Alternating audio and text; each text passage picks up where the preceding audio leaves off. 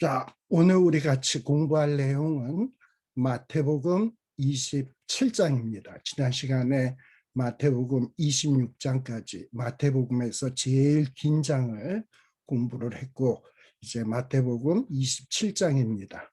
이제 본격적으로 예수님의 고난, 그리고 우리를 위해서 대신해서 대속의 죽으심, 이런 내용들을 살피게 되겠습니다.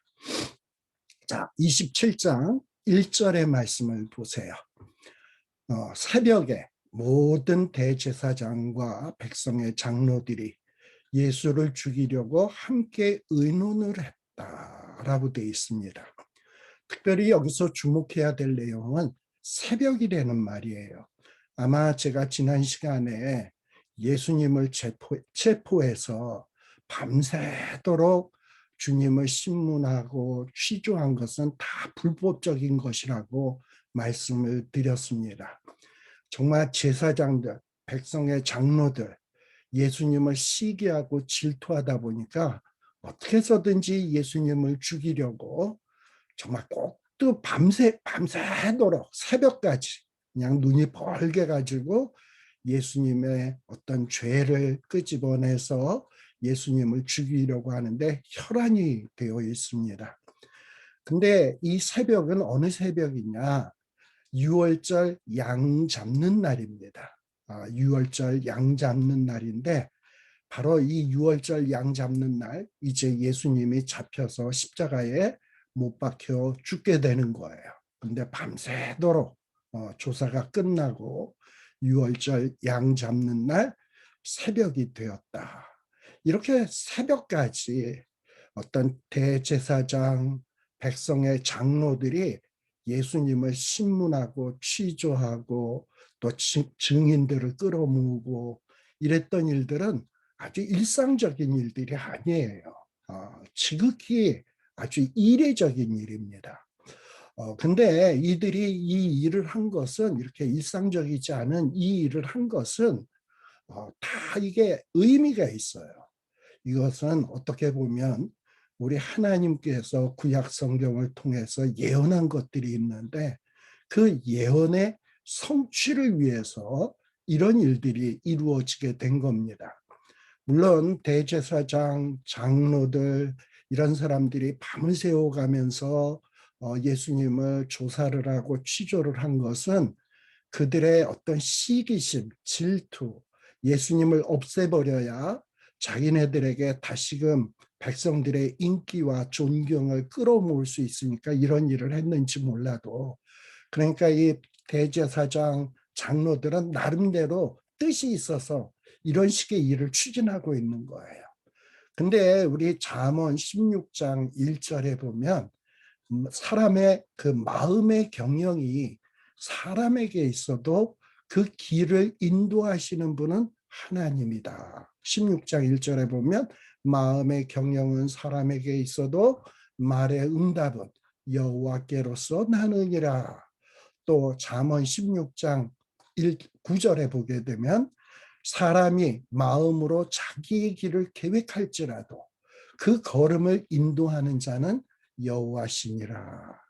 이 대제사장들, 장로들 나름대로 이 마음의 경영이 있고 지금 예수님을 잡아 죽이려고 취조하고 뭐 신문하고 하는 것들을 계획하고 지금 실행을 하고 있습니다만 이런 모든 그들의 계획, 그런 마음의 경영을 하나님께서는 다 모아 가지고 하나님은 하나님의 뜻을 이루는 대로 그 모든 일들을 지금 이끌고 가고 있는 거예요. 지금 근데 이 대제사장이나 장로들은 그걸 모르지. 예. 또 이 새벽에 이 대제사장들, 장로들이 이렇게 밤새도록 새벽까지 이렇게 예수님을 신문하고 취조한 것은 뭐냐? 이 당시에 이 산헤드린 공회는 뭐 이렇게 재판을 하고 조사를 하는 권한은 있지만 아무리 심각한 죄가 있다고 할지라도 사형을 선도할 수 있는 권한이 없었어요. 이 당시에 이스라엘 나라는 로마의 지배하에 있었고 이 로마의 식민지 국가였기 때문에 이 사형 집행 권한은 로마에서 파견한 이 총독에게 그런 권한이 있었어요. 그러니까 어떻게 해서든지 빨리 자기네들이 조사를 해서 사형을 시켜야 되겠는데 그러려면 일이 빨리빨리 추진되어야 되니까 밤새도록 한 거야. 그래가지고 이 빌라도에게 넘겨가지고 예수님을 잡아 죽이려고 하고 있는 거예요. 자, 그런데 또 빌라도는 어떠냐? 물론 빌라도는 사형을 선도할 수 있는 권한이 있습니다. 그리고 이 재판을 결정할 수 있는 권한이 있습니다. 그런데 정작 빌라도는 어떤 이스라엘의 종교적인 문제, 이런 종교적인 문제에 대해서는 전혀 관심이 없어요. 이 빌라도는 어떻게 해서든지 자기가 지금 식민지 국가로 다스리고 있는 나라에 문제없이 평안하게 어떻게 하면 통치할 것인가, 여기에만 관심 있지 이스라엘 사람들의 어떤 종교적인 문제에는 전혀 관심이 없습니다. 자, 그러다 보니까 이런 사실에 대해서 이 산헤드린 공회원, 대제사장, 장로들도 이것을 모르진 않아요. 그래서 어떤 이 빌라도에게 어떻게 해서든지 예수님을 어떻게 해서든지 사형을 시키려면 로마의 어떤 로마에 반대하는 어떤 정치적인 문제로 이 문제를 결론을 내 가지고 빌라도에게 넘겨 가지고 이 예수는 로마에 반역하는 자다. 이런 어떤 죄를 뒤집어 씌워서 예수님을 죽이려고 밤새도록 서로 머리 싸매고 예수님의 죄를 들춰내려고 노력을 했던 것입니다.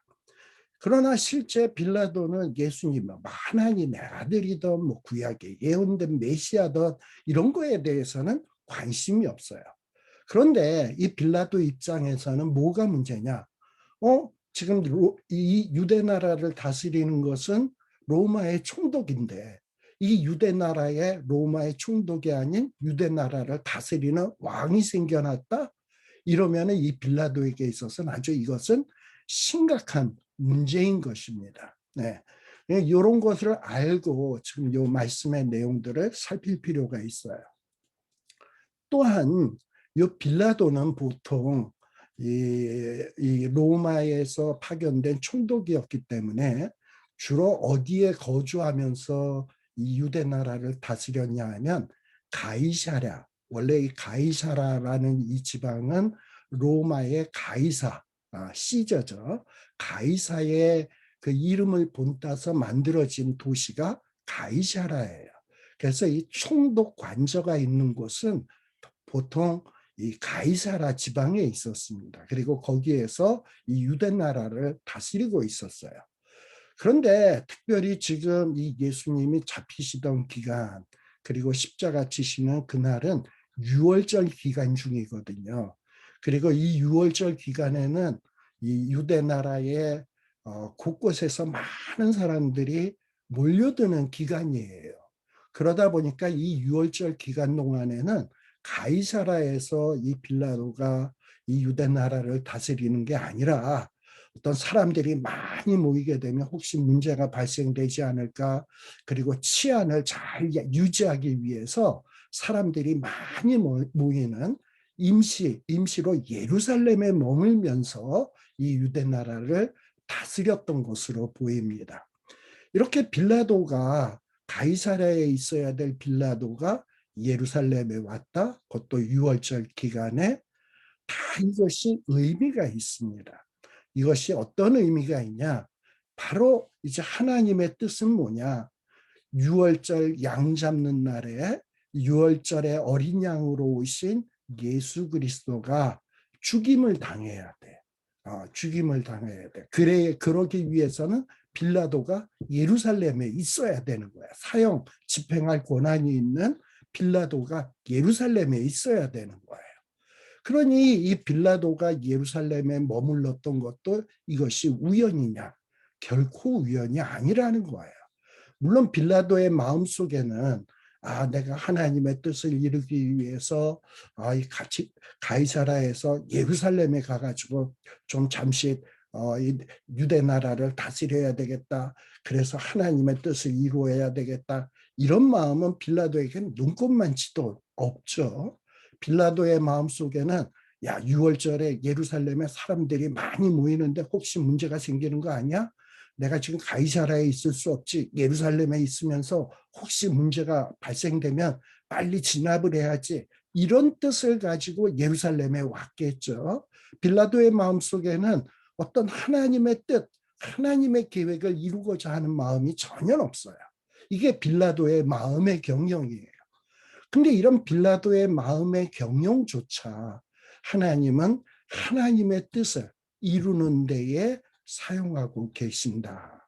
아무리 사람이 마음으로 자기의 길을 계획할지라도 그 걸음을 인도해서 하나님의 뜻으로 이루시는 분은 누구냐? 바로 여호와 하나님이시다라는 것을 우리들이 살펴볼 필요가 있습니다. 우리가 누차 말씀드렸습니다만 이 마태복음은 정말 우리 예수님이 하나님의 말씀, 하나님이 선지자들을 통해서 주신 예언의 말씀을 이루기 위해서 오신 분이다라는 것을 이 마태가 강조하고 있거든요. 그래서 이 예수님이 고난받으심, 십자가에 못 박혀 죽으심, 일련의 모든 발생되는 일들이 다 뭐냐?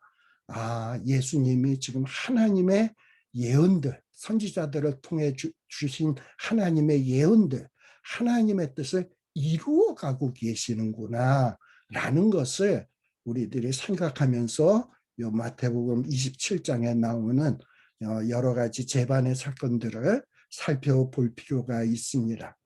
자, 그리고 이렇게 이제 예수님이 결박당해서 총독 빌라도에게 넘겨준 것. 대제사장, 백성의 장로들은 예수님을 시기 질투해서 예수님을 거짓 증인들을 세워가지고 죄를 뒤집어 씌워서 로마 총독 빌라도에게 넘겨준 것. 이것이 이 공회원들의 경영이죠. 그리고 빌라도는 가이사라에서 예루살렘에 온 것은 빌라도가 이스라엘에 문제가 생기면 안 되겠다 하고 자기 마음의 경영으로 예루살렘에 온 거죠. 이런 일들이 다 모아져서 하나님의 뜻이 이루어져 가게 되는 거예요. 자, 그런데 1절, 2절이 끝나고 난 다음에 3절서부터는 갑자기 어떤 이야기가 나오냐. 이 유다가 예수님을 은 30에 팔고 그리고서는 내가 정말 예수님을 무죄한 자를 팔았구나 뉘우치고 그리고 은 30을 다시금 대제사장들에게 돌려주고 그리고 스스로 죽은 이야기가 기록되어 있어요. 그런데 예수님이 어떤 신문을 받으시고 재판을 받으시고 그리고 이제 십자가 지시고 돌아가시는 이런 이야기 과정 중에 갑자기 이 유다의 이야기가 끼워져 드러나는 이유는 무엇인가? 우리 이 유다의 기록을 보면 이 유다는 뭐로서 어떤 사람으로서 표현하냐? 예수를 판 자, 예수를 판 자. 예수를 팔아먹은 것은 유다가 한 일이죠. 그리고 이 예수를 팔고 뉘우치고서는 은 30을 돌려주고 그리고 자살을 하게 되는데 이렇게 예수님을 팔고 뭐 나름대로 뉘우치고 은 30을 돌려주고 하는 이런 모든 과정이 물론 유다는 유다 나름대로 마음의 경영, 마음의 계획에 의해서 했는지 모르지만 그 모든 과정 역시 구약에 예언된 일들을 이루기 위해서 이 유다의 하는 행동도 결국은 하나님의 주권하에서 일어나고 있는 것임을 보여주고 있습니다. 그래서 이 마태복음 27장 9절에서 10절에 보게 되면 뭐라고 되어 있냐? 이렇게 유다가 하는 모든 행동, 장로들이 하는 일들, 빌라도가 가이사라에서 예루살렘에 온 일들, 이런 모든 일들이 다 무엇 때문이냐? 이는 주께서 내게 명하신 바와 같으니라 하였더라. 하나님께서 명하신 바, 하나님의 뜻하신 바를 이루기 위해서다. 라는 것을 우리들이 살필 수 있습니다. 자, 그래서 저와 여러분들이 이 세상을 살아가면서 나름대로 이 생각, 저 생각, 또 이런 계획, 저런 계획 세울지 몰라요. 그런데 그런 계획들을 세울 때 어떤 사람은 내가 어떻게 하면 하나님의 뜻에 합하게 살지? 그래서 내가 어떤 계획을 세워야 될지, 어떤 목적으로 살아야 될지, 이것을 잘하기 위해서는 내가 무엇을 해야 될까? 뭐 이런 생각을 하면서 어떤 마음의 경영을 하는 사람이 있고, 전혀 하나님은 생각지도 안 하면서 자기의 욕심을 위해서, 돈 벌기 위해서, 명예를 위해서 어떤 마음의 경영하는 사람도 있을 거예요. 그런데 이렇게 하나님의 뜻에 합하든 하나님의 뜻에 합하지 않는 마음의 경영이든, 하나님께서는 그 모든 사람들의 마음의 경영들을 모아서 결국은 하나님은 무엇을 이루어 가시냐? 하나님의 뜻을 이루어 가십니다.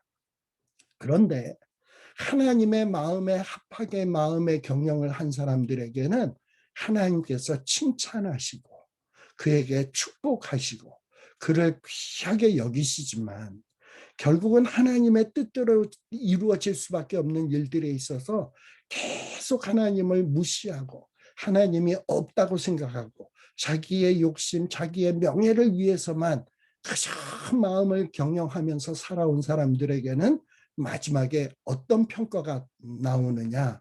이 자는 차라리 태어나지 않았을 뻔, 태어나지 않았으면 좋을 뻔했다라는 이런 평가를 받게 되는 거예요. 또 우리가 이 유다의 이 죽음 이야기, 자살한 이야기, 이 유다의 이야기는 어떤 베드로가 예수님을 부인한 이야기와 서로 대비해 볼 필요가 있습니다. 사실 유다도 어떻게 보면 예수님을 팔아먹은 자예요. 예수님을 배신한 자입니다. 그리고 베드로도 예수님을 3번씩이나 모른다고 부인했던 자예요. 처음엔 모른다 그랬다가, 그 다음에 맹세하며 모른다 그랬다가, 나중에는 막 예수님을 저주하면서 예수님을 부인했던 자예요. 어떻게 보면 유다도 예수님 입장에서 보면 배신자고, 베드로도 예수님 입장에서 보면 배신자예요. 이런 면에서는 비슷해요. 그런데 이 마지막 이 유다의 운명, 그리고 베드로의 마지막 운명을 보면 대조가 됩니다. 유다는 자살하는 것으로 끝나지만 베드로는 심히 통곡하면서 회개하는 모습을 보이고 있습니다. 이렇게 베드로와 유다, 어떻게 보면 주님을 모두 다 배반한 자이고, 그리고 또 베드로와 유다의 공통점은 뭐냐? 다 예수님의 예언을, 예수님이 하신 말씀을 성취하고 있는 자예요. 이 유다는 예수님을 팔아먹는다 그랬죠. 예수님께서 이미 마태복음 26장 24절에 보면 이 12 중에 한 명이 나를 팔 것이다 했는데, 그 말씀을 누가 이루고 있습니까? 유다가 이루고 있어요. 역시 베드로도 예수님이 하신 말씀을 이루는 자예요. 마태복음 26장 34절에 보면 예수님께서는 베드로에게 네가 나를 3번이나 부인할 것이다 라고 예수님이 이미 예언적으로 말씀했어요. 그런데 결국은 베드로는 그 예수님의 말씀을 이루는 그런 역할을 하게 됩니다. 물론 유다가 예수님을 팔아먹으면서 나는 예수님을 팔아먹어야 예수님의 하신 말씀을 이루는 거야, 이런 마음으로 예수님을 팔지는 않았을 거예요. 또 베드로도 어떤 계집 요종 앞에서 나 예수님 몰라, 저자와 상관없어, 맹세하면서 몰라, 저주하면서 몰라 이러면서 내가 이런 식으로 예수님을 부인해야 예수님이 하신 말씀을 내가 이루지, 그래서 예수님의 하신 말씀을 이루기 위해서 베드로가 3번 부인한 것은 아닐 거예요. 이 유다가 한 행동, 베드로가 한 행동은 전혀 예수님의 말씀을 이루고자 하는 이런 마음은 없었어요. 그저 어떤 마음이었냐? 유다는 예수님을 왜 팔았냐? 예수님이 하신 말씀을 이루기 위해서 판 게 아니라 내가 그동안 예수님을 쫓아다녔는데 어떤 예수님을 통해서 전혀 내 뜻을 이룰 수 없네. 차라리 그럴 바에야 예수님을 팔아먹어서 돈이나 챙기자. 이 돈에 욕심이 있어서 예수님을 판 거예요. 베드로는 3번 부인할 때 내가 주님의 말씀을 이루어야지 하고서 3번 부인한 게 아니라 뭔가 이 계집요정이 이거 예수님과 함께 다니던 자인데 또 주변에 있는 사람들이 이 자 예수님이 함께 하던 자인데 이러면서 자기에게 점점 위험이 다가오니까 이 위험에서 벗어나서 자기의 어떤 안전을 보장하기 위해서 예수님을 3번 부인한 것이지, 전혀 베드로의 마음속에는 어떤 주님이 하신 말씀을 이루고자 하는 마음이 전혀 없었습니다. 그런데 이들이 예수님의 말씀을 이루고자 하는 마음이 전혀 없었지만 결국은 이들의 행동은 다 어떻게 되었냐? 예수님의 말씀을 이루는 결과가 되었다. 아무리 마음의 경영은 사람에게 있어도 결국은 이 인생의 모든 운명의 길을 이루어가는 분은 누구냐? 바로 우리 하나님이시다라는 거예요. 이렇게 유다와 베드로는 주님을 배반한 자고, 유다와 베드로는 주님이 하신 말씀을 이루는 자입니다. 이런 면에서는 유다와 베드로는 서로 공통점을 갖고 있어요. 그러나 마지막의 모습은 전혀 유다의 모습과 베드로의 모습은 다르다. 이 베드로는 이 닭이 3번 울고 난 다음에 생각이 나서 정말 예수님의 말씀대로 됐네. 나는 절대 부인하지 않겠다고, 죽을지언정 나는 부인하지 않겠다고 그렇게 호언장담했는데 결국은 예수님의 말씀대로 되었네 하는 것이 생각나가지고 자기가 얼마나 정말 입만 나불거리고 실제적으로는 기도도 안 하고 결국 이렇게 한심한 모습을 보이는 한심한 존재인가를 깨닫고 몹시 울었다라는 모습으로 베드로의 이야기는 끝이 나요. 즉 베드로는 몹시 울면서 통곡하면서 회개한 모습을 보여주고 있습니다. 반면에 유다의 이야기는 어떤가? 유다도 어떻게 보면 예수님을 팔고 내가 무죄한 사람을 팔았구나. 그래서 죽게 만들었구나. 그리고 뉘우치고 그리고 이 받았던 은 30을 돌려주죠. 그리고서는 나가가지고는 피바치라고 하는 곳에 가서 자살로서 끝납니다. 그런데 마태복음 27장 3절에 보면 예수를 판 유다가 이 예수님의 정죄됨을 보고 스스로 뉘우쳤다라고 돼 있어요. 특별히 이 3절에 나오는 뉘우쳤다라고 하는 이 말은 원래 이 헬라어에서 사용하는 회개하다라는 이 동사와는 구분된 단어입니다. 보통 우리가 죄를 뉘우치고 하나님께로 돌이키는 이 회개하다라는 의미와는 전혀 다른 의미가 이 유다가 한 뉘우침이에요. 이 뉘우침은 어떤 뜻이냐? 뭔가 회개하는 게 아니고 진정한 회개가 아니고 이거 내 뜻대로 안 됐네. 내가 잘못했네. 하나님에 대해서 내가 범죄했네. 이런 의미가 전혀 담겨져 있지 않아요. 이게 바로 유다가 뉘우쳤다라는 이런 의미입니다. 27장 4절에 보면 유다는 이렇게 고백합니다. 내가 무죄한 피를 팔고 죄를 범하였도다 하니 이런 말이 나오는데 아마도 유다는 이런 생각이 있었던 것 같아요. 내가 예수님을 따라다니면 그리고 예수님을 도와서 어떤 이 유다 나라가 지금 로마의 식민지 있는데 로마에서 해방되어 가지고 정말 이 유다 나라를 다시금 해방시켜서 아주 정치적으로 경제적으로 번영하는 나라를 만들어야 되겠다. 아마 이런 뜻이 있었던 것 같아요. 근데 예수님을 따라다니다 보니까 전혀 자기의 생각과는 다르게 예수님이 움직이시고 행동하거든요. 이거 예수님에게서는 희망이 없구나. 내가 그동안 예수님 따라다닌 세월이 너무나 허송 세월을 했거나 차라리 예수님을 팔아먹자. 돈이라도 챙기자. 이러고선 예수님을 팔았던 것 같아요. 아마도 이 유다는 예수님을 팔아먹어서 돈을 챙기고자 하는 이런 마음은 있었지만 뭐 예수님을 팔아서 제사장들과 공회원들에게 넘겨줘서 예수를 죽여야 되겠다라고까지는 생각을 안 했던 것 같아요. 근데 예수님을 팔고 나니까 이 예수님이 단순히 팔고 돈만 챙기는 게 아니라 이러다가 예수님이 죽게 생겼거든. 본인도 생각할 때 예수님이 무죄하다라는 것을 알고 있거든요. 이 자기의 행동으로 인해서 예수님이 무죄한데 이게 죽게 생겼거든요. 이러다 보니까 야, 이거 뭔가 잘못돼 가는구나. 이러고선 좀 무서운 생각이 들어가지고 지금 이 예수님을 팔아먹은 돈을 돌려주려고 하고 있는 거예요. 그래서 연 마태복음에 보게 되면 우리 이미 살폈습니다만 이 은전 30개에 은 30에 예수님을 팔아먹죠. 네.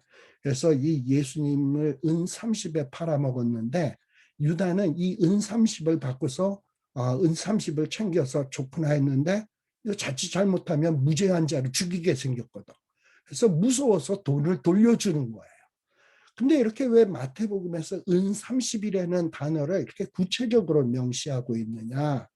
이것은 이렇게 예수님이 은 30에 팔린 것은 다 어떤 뭐 유다의 생각, 제사장, 공회원들의 생각이 예수님의 가치는 은 30에 해당한다라는 이런 마음의 경영, 생각이 있었는지 모르지만 그들의 마음의 경영과 생각은 이미 다 구약 성경에 예정돼 있었던 일이야. 스가랴서 11장 12절에서 13절에 보게 되면 이미 스가랴가 예언을 했죠. 어떤 이스라엘 목자가 이스라엘의 양들을 위해서 애써서 정말 눈물로 자기의 힘을 다해서 양들을 돌보죠. 그리고 돌보고 난 다음에 내가 이렇게 열심히 일했으니 너희가 나를 정말 좋게 여기거든 나에게 그에 합당한 고가를 정해줘라. 고가를 나에게 어떤 일한 대가를 좀 줘라. 만일에 너희들이 내가 이 양들을 위해서 열심히 일했다고 생각하지 않는다면 안 줘도 좋다. 그랬더니 어떤 이스라엘의 지도자들이 어떻게 합니까? 그 목자에게 은 30을 달아서 어떤 메시아의 고가를 삼았다라고 이미 스가랴가 예언을 했거든요. 이 예언대로 예수님은 은 30에 팔려야 되는 거야. 그리고 또 예레미야 19장 3절에서부터 4절에 보게 되면 이런 말씀이 나와요. 예레미야는 뭐라고 예언을 했냐? 유다 왕들과 예루살렘의 거민아 여호와의 말씀을 들어라. 유다 왕들 예루살렘 거민들아 이제 여호와께서 예언적으로 하는 말씀을 들어라 라는 거예요. 그러면서 여호와께서 하시는 말씀이 뭐냐? 보라, 내가 이곳에 이 예레미야가 예루살렘에 있을 때예요. 예레미야를 통해서 이제 이 예루살렘에 재앙을 내리게 될 것이다. 이 예루살렘에 재앙을 내리게 되면 이 듣는 자들이 이 재앙이 내려질 때 그 재앙의 소리를 듣는 자들이 귀가 진동하게 될 거다. 너무나도 엄청난 정말 무시무시한 소리가 들리고 이 귀들이 진동하게 될 거다. 그러면 왜 이렇게 예루살렘에 재앙이 내리냐? 너희들이 이 예루살렘에서 누굴 버렸다? 나를 버리고 그리고 이 예루살렘 성전을 불결케 하며 또 이 예루살렘에서 다른 신들에게 분향하며 그리고 진짜 중요한 것은 이 예루살렘에서 어떻게 된다? 무죄한 자의 피로 이곳을 채웠다. 즉 예레미야서에서 하시는 말씀이 뭐냐면 장차 예루살렘에 큰 멸망, 재앙이 일어날 텐데 그 재앙이 일어나는 이유가 뭐냐? 그 이유 중에 하나가 뭐냐? 무죄한 자의 피로 이 예루살렘에 채웠기 때문이다라는 겁니다. 자, 지금 예루살렘에서는 이 예수님 지금 당시에 예루살렘에서는 어떤 일이 벌어지고 있습니까? 지금 가룟 유다도 예수님을 뭐라고 평가하는가? 내가 무죄한 예수님을 팔았구나. 그리고 제사장 공회원들은 어떠합니까? 무죄한 예수님을 잡아다가 막 그냥 무죄한 예수님을 죄를 씌우기 위해서 거짓 증인들을 내세워서 막 죄를 만들어내고 있죠. 그리고 죄를 만들어내서 그 죄를 뒤집어 씌워서 빌라도에게 고소를 하고 그렇게 해서 예수님을 죽이고 있지 않습니까? 지금 이 예루살렘은 무죄한 자의 피를 흘리는 장소가 예루살렘이에요. 지금 이런 일들이 벌어지고 있는 겁니다. 그러니 지금 이 예수님이 체포돼서 지금 이렇게 재판을 받게 되는 이 모든 과정이 다 뭐냐? 이 구약의 예언된 말씀이 이루어져 가고 있는 거예요. 27장 5절에 보게 되면 유다는 내가 무죄한 자의 피를 팔았구나. 그리고서는 이 제사장들이 이 은 30을 받으려 하지 않으니까 이 은을 성소에다가 던져놓고 물러가서 스스로 목매어 죽었다라고 되어 있어요. 물론 구약의 예언은 아닙니다만 어떤 이 구약의 이런 사건에 대해서 복선으로 어떤 스토리를 통해서 복선으로 보여주고 있는 이미 암시적으로 보여주고 있는 사건이 있습니다. 지금 유다는 어떻습니까? 예수님의 공생의 기간 동안 예수님과 늘 함께하면서 예수님을 따라다니던 자가 유다예요.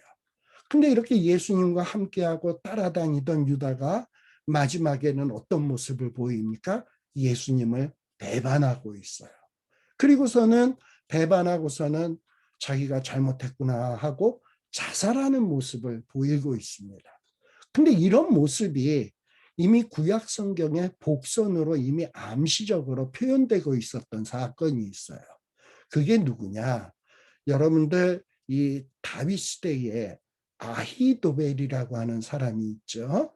이 아히도벨은 어떻게 보면 다윗과 늘 함께하던 사람입니다. 다윗 어떻게 보면 예수님은 다윗의 자손이고 예수님의 조상은 다윗이에요. 근데 이 다윗 시대에도 다윗과 함께하던 사람이 있어요. 그게 누구냐 하면 어떻게 보면 다윗의 친구라고 할 수 있는 아히도벨입니다. 근데 이 아히도벨이라는 사람이 다윗을 열심히 따라다니며 다윗을 돕다가 마지막에는 이 다윗을 배반하고 압살롬 편에서 그리고서는 압살롬의 모략과 어떤 책사 압살롬의 책사 노릇을 하다가 이 아히도벨이 자기의 어떤 마음의 경영, 마음의 모략대로 되지 않다가 보니까는 결국은 어떻게 하냐? 자기 뜻대로 시행되지 못함을 보고선 자살을 하게 되는 거예요. 그 얘기가 어디에 나오냐 하면 사무엘하 17장 23절에 나와요. 이 다윗의 친구였던 아히도벨이 어떤 압살롬의 편에 서가지고 자기의 모략이 시행되지 못함을 보고 나귀의 안장을 지우고 떠나 고향으로 돌아가서 자기 집에 이르러 집을 정리하고 스스로 목매어 죽었다. 어떻게 보면 가룟 유다도 목매어 죽었는데 이 아히도벨도 이미 오래전에 다윗 시대에 목매어 죽었다. 유다도 어떻게 보면 예수님을 따라다니었던 자인데 나중에 배반했죠. 그런데 아히도벨도 다윗을 따라다니던 자였는데 나중에 배반하고 그리고 스스로 목매어 죽는 이런 모습을 보이고 있다 이 말입니다. 이미 구약시대에 발생된 이 사건을 통해서 장차 다윗의 후손으로 오시는 분에게 어떤 일이 발생될 것인가 하는 것을 이미 복선으로 어떤 이미 구약에 나타난 그 이야기를 통해서 장차 어떤 이야기가 후일에 발생될 것인가 하는 것은 이미 복선으로서 보여주고 있습니다. 이렇게 어떤 지금 이 예수님이 보이시는 이 행적을 보게 되면 이 예수님과 관계된 일들이 그냥 아무렇게나 일어나는 게 아니야. 이미 구약에 다 예언된 대로 복선으로 보여주신 대로 이 하나님의 뜻대로 차근차근 착착착착착착 이루어져 가는 것을 볼 수 있습니다. 참 이런 모습을 보면서 야 정말 예수님은 하나님의 말씀을 이루려 오신 분이구나. 하나님의 뜻을 이루려 오신 분이구나. 아마도 예수님은 자기가 지금 하고 있는 일, 자기 주변에서 이런 모든 벌어지고 있는 일들이 하나님의 뜻을 이루고 있다라는 것을 예수님은 인지하면서 그 일에 동참해서 지금 그 일을 이루어가고 있는 거예요. 우리도 성경 말씀을 많이 공부해가지고 마지막에 세상에 이 마지막은 이렇게 끝나겠구나. 그리고 이 마지막 때까지는 이런 일들이 벌어지겠구나. 우리가 말씀 공부하다 보면 그런 걸 배우잖아요. 그러면 그런 것을 배우고 알게 되면 어떻게 하면 내가 그 뜻을 이루어 갈까? 물론 그런 일들이 힘든 일이고 고통스러운 일일 수 있지만 내가 어떻게 하면 하나님의 뜻을 이루는데 일조할까? 도움이 될까? 보탬이 될까? 이러면서 살아간다면 우리는 예수님을 본받는 자이지만 어떤 성경이 무슨 말씀을 했는지, 마지막 때에 어떤 일이 벌어지는지, 하나님이 원하시는 것이 무엇인지, 하나님이 우리가 어떻게 되기를 원하시는지 전혀 관심 없이 그냥 내 뜻, 내 마음의 경영, 내 욕심, 내 계획 이런 식으로만 살아가다 보면 물론 그렇게 살아도 하나님의 뜻은 이루어집니다.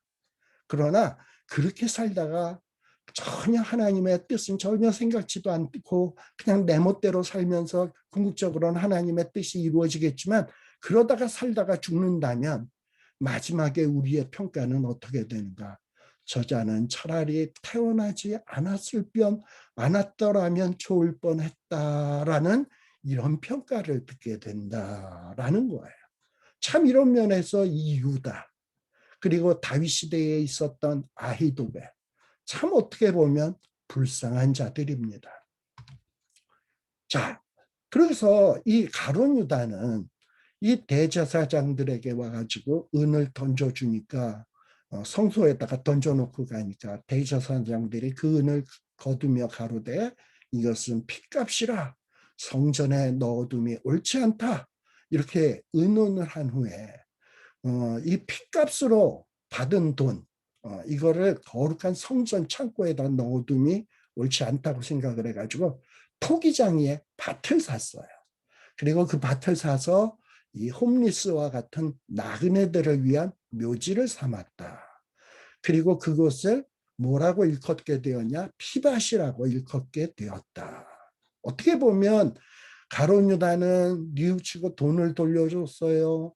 또 대제사장들은 나름대로 이 돈은 핏값인데 이런 거를 성소에다 두면 안 되지. 이거는 핏값인데 거룩한 성전에 창고에는 합당치가 않지. 이거는 묘지나 삼아야 되겠다. 뭐 이로써 장로들이 어떤 제사장들이 생각을 하고 밭을 사는 결정을 했습니다. 이 제사장들이 이런 결정을 한 것이 구약 성경에 이미 예언되었으니까 우리가 이 가룟 유다에게 받은 돈으로 묘지를 사야지 하나님의 말씀을 이루지 이런 생각을 하고 어떤 밭을 샀냐? 전혀 아니죠. 그냥 자기 소견에 오른 대로 핏값 성전 창고에 두면 안 되지? 그러니 묘지를 사자. 이러고선 산 걸 거예요. 아무런 생각이 없었어요. 그런데 마태복음 27장 9절에서부터 10절에 보게 되면 이런 모든 유다의 행동, 유다가 은을 제사장들에게 돌려주고 제사장들은 이 핏값은 성전 창고에 합당치 않다고 생각을 하고 밭을 사서 나그네 묘지를 삼고 이랬던 모든 일들이 다 뭐냐? 선지자 예레미야로 하신 말씀이 이루었나니 저희가 그 정가된 자 곧 이스라엘 자손 중에서 정가된 자의 가격 곧 은 30을 가지고 토기장이의 밭값으로 주었으니 이는 주께서 내게 명하신 바와 같으니라 하였더라. 그러니까 지금 이 벌어지고 있는 일들이 다 뭐냐? 이미 예레미야를 통해서 하신 말씀이 이루어졌다라는 거예요. 이 예레미야를 통해서 이미 은 30을 가지고 토기장이의 밭값을 사게 될 것이고 이런 일들이 발생하게 될 것이다라는 게 이미 예언되었다라고 이야기를 하는 겁니다.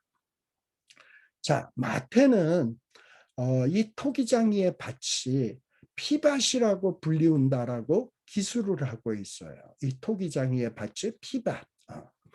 사도행전 1장 18절에서 19절에 보면 이 피밭은 사도행전에서는 뭐라고 일컬어지냐 하면은 아겔다마라고 불리워지고 있습니다. 아겔다마. 근데 이 아겔다마는 어디에 위치한 곳이냐?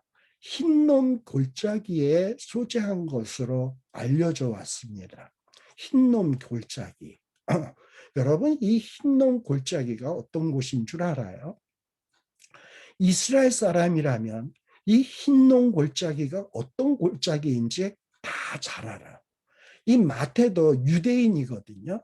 그래서 이 흰놈 골짜기가 어떤 골짜기인지, 이 흰놈 골짜기에서 대대로 어떤 일들이 발생되어졌는지 이런 거에 대해서 아주 잘 알고 있었습니다. 보통 이 흰놈 골짜기는 어떤 곳이냐? 무죄한 자의 피로 채워지는 죽음의 골짜기가 바로 흰놈 골짜기예요. 흰놈 골짜기. 예레미야 19장 1절에서부터 13절에 보시게 되면 예레미야 19장 1절에서부터 13절에 보면 이 예레미야 때에도 이 토기장이 아까 토기장이 밭이라 그랬잖아요. 이 토기장이의 오지병을 사고 백성의 어른들과 제사장의 어른 몇 사람을 데리고 하시드문, 원래 하시드라는 말은 경건하다라는 말이야. 경건한 문 어기 곁에 있는 흰놈 아들의 골짜기로 가서 여기 보면 토기장이의 밭, 그 다음에 흰놈 골짜기. 근데 여기 보면 흰놈의 아들 골짜기라고 돼 있어요. 자, 근데 이 흰놈 아들 골짜기로 왜 갔는가? 이 예레미야가 거기에서 어떤 하나님의 예언을 선포하러 간 거예요. 거기에서 뭐라고 선포했는가? 3절에 보면 너희 유다 왕들과 예루살렘 거민아 여호와의 말씀을 들으라. 만군의 여호와와 이스라엘의 하나님이 이같이 말씀하시되 이곳에 재앙을 내릴 것이다. 이 예레미야는 이 유다의 왕들과 예루살렘 거민들에게 이제 이 예루살렘에 재앙이 내릴 것을 선포하고 있습니다. 우리 아까 얘기했죠. 그 재앙이 내리게 되면 그 재앙의 소리를 듣는 자들의 귀가 진동한다 그랬죠. 그럼 하나님이 왜 이곳에 재앙을 내리는가? 이 유다의 사람들이 하나님을 버렸다. 왜 재앙을 받느냐? 하나님을 버렸기 때문에. 또 왜 이들이 예루살렘이 어떤 재앙을 받게 되느냐? 무죄한 자의 피로 이곳을 채웠기 때문에. 바로 이 예루살렘 근처에 흰놈 골짜기가 있어요. 근데 그 흰놈 골짜기에서 무죄한 자의 피로 채웠단 말이지. 어떻게 채웠냐? 5절에 보게 되면 그들이 바알을 위하여 산당을 건축하고 특별히 자기의 아들들을 이스라엘 백성들이 자기의 아들들을 바알에게 번제로 불살라드리고 불살라드리면 그 이제 불에 다 탄 시체가 있겠죠. 그 시체들을 그 해골들을 어디다 버렸냐? 흰놈 골짜기에다 버린 거야. 그래서 이 흰놈 골짜기에는 이 무죄한 어린아들의 해골로 가득 찼던 것이 이 흰놈 골짜기입니다. 그래서 하나님께서 이렇게 무죄한 자의 피들을 흘렸기 때문에 이 예루살렘에 재앙을 내리겠다. 19장 6절에 보게 되면 그러므로 나 여호와가 말하노라 다시는 이곳을 도벳이나 흰놈 아들의 골짜기라고 하지 않냐고 흰놈 아들의 골짜기라 하지 않냐고 이곳을 뭐라고 얘기하느냐? 사륙의 골짜기다. 흰놈 아들의 골짜기가 아니라 무죄한 자의 피를 무죄한 자들을 죽여서 피를 흘리게 하는 사륙의 골짜기라 칭하는 날이 이를 것이다. 자, 지금 제 예루살렘에서 어떤 일이 벌어집니까? 죄가 하나도 없으신 하나님의 아들 예수 그리스도를 어거지로 죄를 뒤집어 씌워서 살육하는 그야말로 아주 무자비한 일들이 발생되고 있지 않습니까? 결국은 이런 일을 행했기 때문에 예루살렘은 재앙을 받을 수밖에 없고 멸망할 수밖에 없다. 그래서 7절에 보면 예레미야 19장 7절에 보게 되면 내가 이곳에서 유다와 예루살렘의 모계, 유다와 예루살렘의 모계라는 것은 뭐냐면 이 모략, 경영, 그러니까 유다의 장로들, 제사장들, 예루살렘 거민들의 어떤 마음의 경영들, 이들은 다 예수님을 죽여버리자, 그리고 인기를 우리에게 오게 하자, 이런 마음의 경영들이 있잖아요. 이런 거를 아예 하나님께서 다 무효케 하고, 그리고 이렇게 하나님의 뜻을 거스리는 자, 무죄한 자의 피를 흘리는 자들을 어떻게 하냐? 대적악과 생명을 찾는 자의 손에 칼에 엎드려지게 하고, 그 시체를 공중에 세워 땅 짐승의 밥이 되게 하며, 그리고 이 성, 무죄한 자의 피를 흘렸던 예루살렘 성으로 놀람과 모욕거리가 되게 하리니, 그 모든 재앙을 인하여 지나는 자마다 놀라며 모욕할 것이며, 그들이 그 대적과 그들의 생명을 찾는 자에게 둘러싸여 곰핍을 당할 때에 내가 그들로 그 아들의 고기, 딸의 고기를 먹게 하고 또 각기 친구의 고기를 먹게 하리라 하셨다 하고. 자, 그래서 여기 보면은 이 마지막 부분 7절에서부터 9절까지에 나오는 빨간색 글씨로 쓴 부분들을 가만 보면 뭐가 생각납니까? AD 70년에 이제 이 유다 나라가 로마 티투스 장군 앞에서 무참하게 전멸될 때, 멸절될 때의 모습이 떠오르지 않습니까? 로마 군인들의 칼에 엎드려지게 되고, 그리고 이 예루살렘에 있었던 유월절을 지키러 왔던 이스라엘 사람들이 그 시체들이 공중에 새와 땅 짐승의 밥이 되고, 그리고 막 모욕거리가 되고, 그리고 너무나도 곰핍하고 굶주려 가지고 예루살렘의 성 안에 있었던 사람들이 아들의 고기, 딸의 고기를 먹었다. 이건 제가 이미 예루살렘 멸망에 대해서 공부할 때 여러분들 이미 다 살펴봤던 내용입니다. 이렇게 예루살렘이 무참하게 주후 70년에 멸망하게 되는 것은 뭐냐? 이 예레미야 때도 이 예루살렘에 있는 사람들이 무죄한 자를 바알에게 무죄한 어린아이들을 바알에게 번제로 드려서 그 해골들을 흰 농골짜기에 버리고 이러면서 무죄한 자를 피를 흘렸기 때문에 바벨론에게 멸망하지 않습니까? 근데 이 예수님 당시에는 어떻습니까? 무죄한 예수 그리스도를 죽임으로 인해서 이 예루살렘이 비참하게 멸망하게 될 것을 이미 예레미야가 예언을 했어요. 그래서 이 예레미야 19장 10절에 보게 되면 이 예레미야는 함께 백성의 어른들, 제사장들과 함께 흰농골짜기로 갔죠. 그리고 그 사람들 눈앞에서 오지병, 이 커다란 오지병을 확 깨뜨려요. 그 깨뜨리는 것은 뭐냐? 이 오지병이 깨어지는 것처럼 이제 이 예루살렘도 박살날 거다. 그리고 이렇게 예루살렘이 깨뜨려지면 다시는 완전하게 될 수 없다. 그리고 내가 이 백성과 이 성을, 이 예루살렘을 파하리니 그들을 매장할 자리가 없도록 도배세 장사하리라. 이미 예레미야가 예언을 했다 이 말이에요. 바로 이 예언대로 지금 이 예수님 당시에 지금 일련의 사건들 벌어지는 것들이 착착착착착착 지금 이루어져 가고 있어요. 이렇게 모든 이스라엘 나라의 역사, 이 인류의 운명의 길들, 이 운명의 길들은 여호와께서 계획하신 대로 착착착착착 진행돼 가요. 그런데 이렇게 하나님이 계획하신 대로 진행해 가는데 어떤 사람은 이게 하나님의 계획이구나. 예수님처럼 내가 하나님의 뜻을 이루는데 보탬이 돼야 되겠다. 그것이 진노의 쓴 잔을 마시는 길이라 할지라도 나는 그 쓴 잔을 마셔야 되겠다. 내 뜻은 그 쓴 잔을 마시고 싶지는 않지만 그것이 하나님의 뜻이라면 내 뜻대로 마옵시고 하나님의 뜻대로 하옵소서 하고서는 그렇게 나아가는 것이 예수님의 발걸음이에요.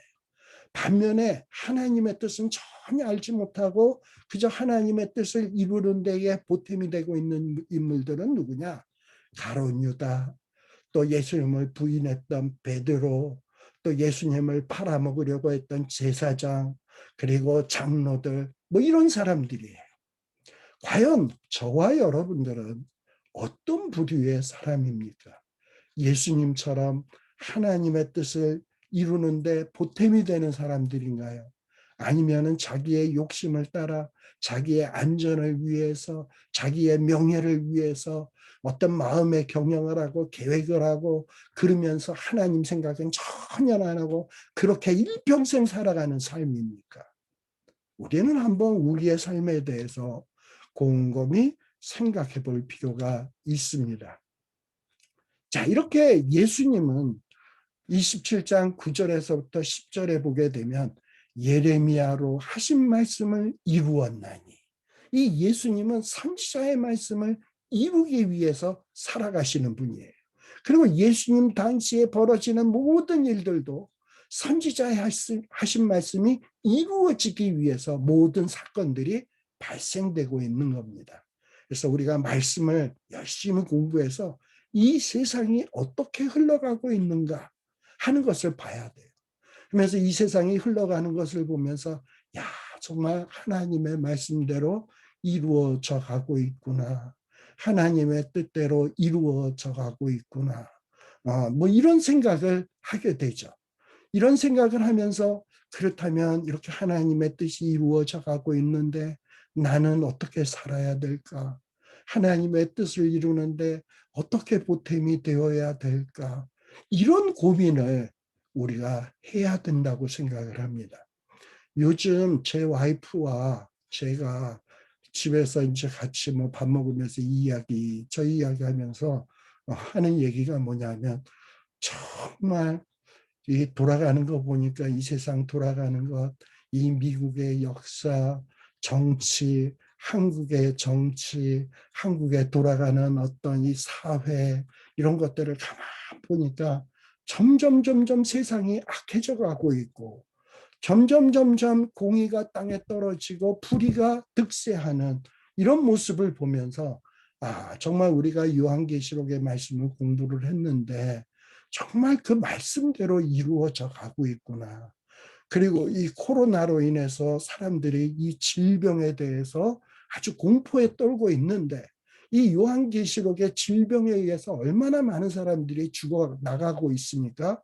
이런 모습을 보면서 야, 정말 하나님의 말씀대로 이루어져 가고 있는 것 같아.